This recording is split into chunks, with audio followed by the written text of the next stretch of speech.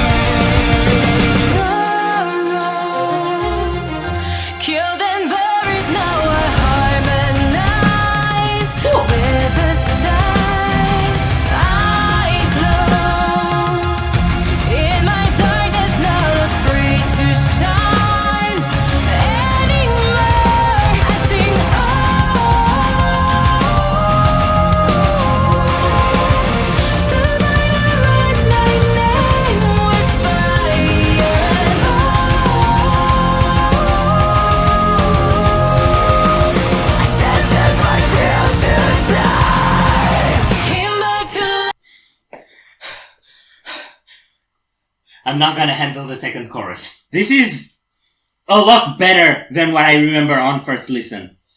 Okay, it does harken back a bit to Marching on Versailles for me. Yeah. Because with this album, like with that one, they threw their first hit out there by setting everything on fire and going for a fully bombastic song. Yes, that's what I was gonna say. The aesthetic of the video is very much like the one in Marching on Versailles. She's even got the same sort of headbang moves. That has to be the most delicate headbanging I've ever seen. You know, there was this one part where you were headbanging and she was headbanging and I was watching the video and I saw both headbangs and it was like, yes, she headbangs so much better than you. I know.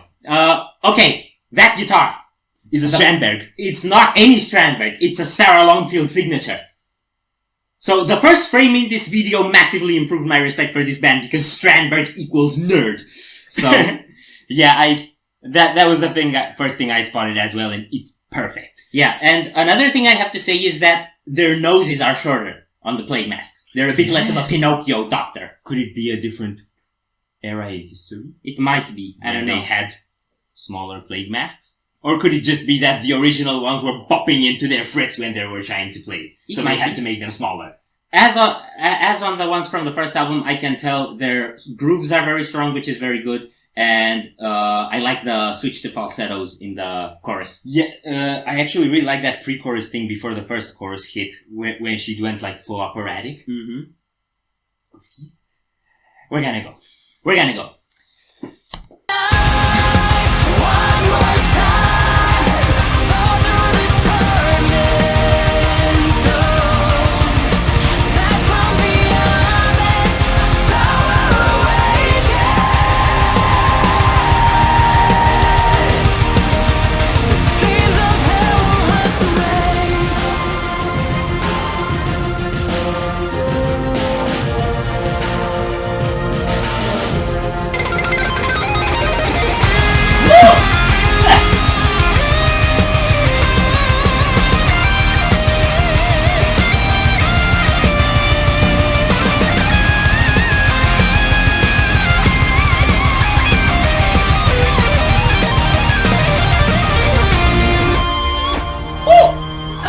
What the?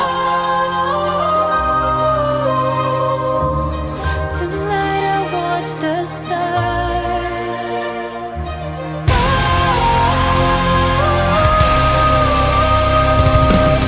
They tell me don't fall down, so I came back to life. And I fall through the torments, no, and me out of waves, eyes wide open. From hell I came back to life. One more time, fall through the torments, no, back from the abyss, power awakened. The flames of hell will have to wait.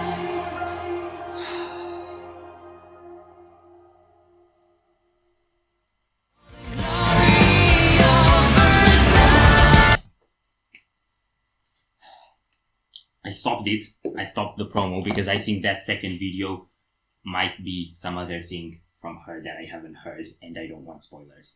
Okay, that was a lot. I love the drum dynamics and the tom transitions, and I love the solo in that second part and the sort of dips, and that's a lot to unpack. So let's unpack. Yes. It's like we've just come from a honeymoon. So that's like not going on honeymoon with you. I can imagine, but I just want to say that it's like a month's worth of luggage to unpack from that. So, or a really fabulous Christmas present. Yes. Yes. Except it's not Christmas. Okay, so drums.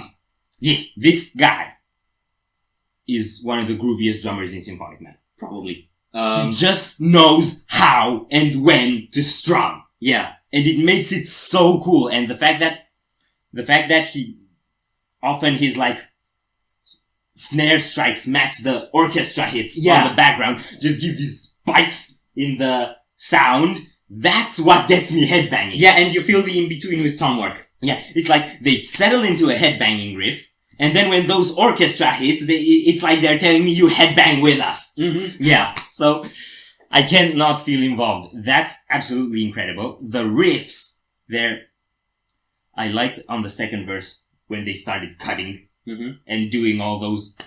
I think if that would have had the proper digital sound, it almost would have sounded genty. Mm-hmm. But it didn't. It just sounded groovy, and it matched kind of the texture they had here really, really, really well.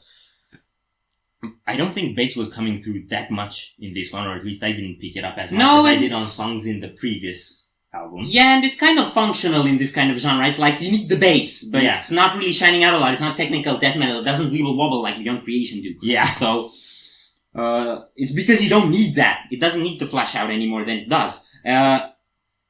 Solo. Can we talk about the solo? I love the solo. It's an epic solo. I like the way it started. Yeah, I think he was doing like a tappy thing with the left hand and sort of muting the strings to get like a pinch harmonic effect with the right hand. And then they also ended on like a tapped pinch harmonic, something of the sort.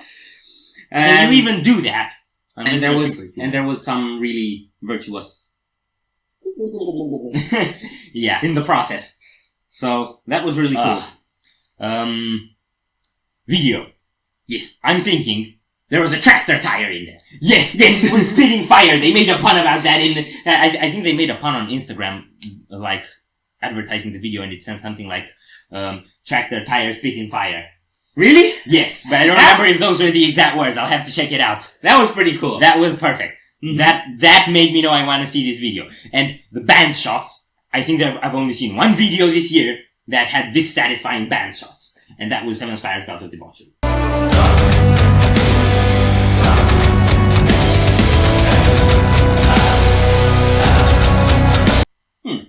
Perhaps. They did have really cool band shots though. These guys have fire on their side. Yes. Mm-hmm. And that is one thing straight from the book. They definitely know how to present themselves. I mean, they've all got those masks and those like capes and outfits, and they look like freaking superheroes. Yeah. And then she's like, well, she looks like $1 million and she knows it. Yeah. And it's like, I like her character. I like how she's just there and she's full on. It's like, no doubts. It's like one of the most, I guess, confident and determined and badass sorts of expressing yourselves that I've seen. And they all have a little bit of that actually, and I like that the video kind of switches to slow motion when you get like flames going up and they're all posing. Yeah, it's like a superhero posture. Yeah, and they're all super expressive. There was this one shot of one of the guys with his head slightly tilted to the side and with those black eyes. It was like some black raven possessed by the devil. There's something like that in Marching on Versailles as well. There's a frame like that. I have it in my mind. I never thought about it, but it's there. So that's like, I like that. So these guys, they're definitely up there. They're theatrical. They're theatrical. And this one hit me a lot harder. I like their manifestation and their presence ever since day one, but their songs didn't land that well with me because they're just kind of symphonic metal, you know? Kind of templated, kind of pattern. I want a prog and noodle wobble, which is why the Strandberg landed so well, so... We're sold. I think we're sold, yeah. And we're done. Yeah, we're done. If you enjoyed this reaction, we really appreciate the likes and shares, and if you want to see more, don't forget to subscribe, with bells on. Thank you very much for stopping by, we hope you enjoyed your stay, and we'd love to see you back at the Windmill very soon. Corpse is out.